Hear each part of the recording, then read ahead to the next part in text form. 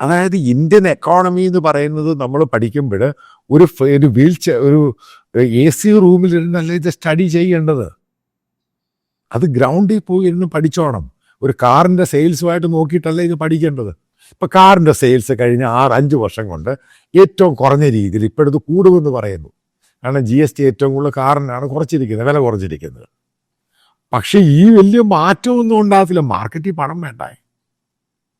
അതുപോലെ നിങ്ങൾക്കറിയാം, real estate കഴിഞ്ഞ കോവിഡിന് ശേഷം ഭയങ്കരമായിട്ട് പൊങ്ങി വീട്ടൊന്ന് താഴോട്ട് പോയി. കാരണം ഡിമാൻഡുണ്ട്, സാധനമില്ല. എങ്ങനെയാണ് ഈ സാധനമില്ല? അത് ഗവൺമെൻറ്റിൻ്റെ പല റെഗുലേഷൻസോ.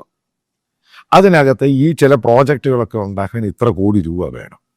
അതായത് ഇപ്പോൾ ഡൽഹി പോലെ പല സിറ്റികളിൽ ഒരു റിയൽ എസ്റ്റേറ്റ് ഏജൻറ്റിന് ഒരു 10 ഏക്കർ സ്ഥലം മേടിക്കണം, അതിനാവുന്നുണ്ട് 10-500 കോടി രൂപ. അപ്പം അതിനകത്തുനിന്ന് ലോൺ കിട്ടത്തില്ല.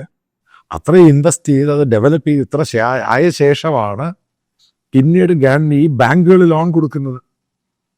അതായത് ഈ പറയുന്ന പോലെ ഈ വീടുകൾക്കൊക്കെ കഴിഞ്ഞ 3 വർഷം കൊണ്ട് വില കൂടിയിട്ടില്ല. ഈ പണ്ട് ആൾക്കാര് ബ്രോക്കേഴ്സ് ഇൻവെസ്റ്റ് ചെയ്യും, ആ പരിപാടി അങ്ങ് നിർത്തി. കാരണം എപ്പോഴും ഇതിൻ്റെ വില പോകുന്നതെന്ന് അറിയാൻ പറ്റത്തില്ല. അപ്പോൾ റിയൽ എസ്റ്റേറ്റ് ഡൗൺ ആയി കഴിയുമ്പോൾ നാച്ചുറലായിട്ട് എംപ്ലോയ്മെൻറ്റ് കുറയും. ഉറപ്പായിട്ട് എംപ്ലോയ്മെൻറ്റ് കുറയും. എങ്ങനെ എംപ്ലോയ്മെൻറ്റ് കുറയും? കാരണം കൃഷിയാണ് ഇന്ത്യയിൽ ഏറ്റവും കൂടുതൽ എംപ്ലോയ്മെൻറ്റ് ക്രിയേറ്റ് ചെയ്യുന്നത്, അഗ്രി ഫാമിങ്. രണ്ടാമത് ഏറ്റവും കൂടുതൽ എംപ്ലോയ്മെൻറ്റ് ക്രിയേറ്റ് ചെയ്യുന്നത് റിയൽ എസ്റ്റേറ്റാണ്.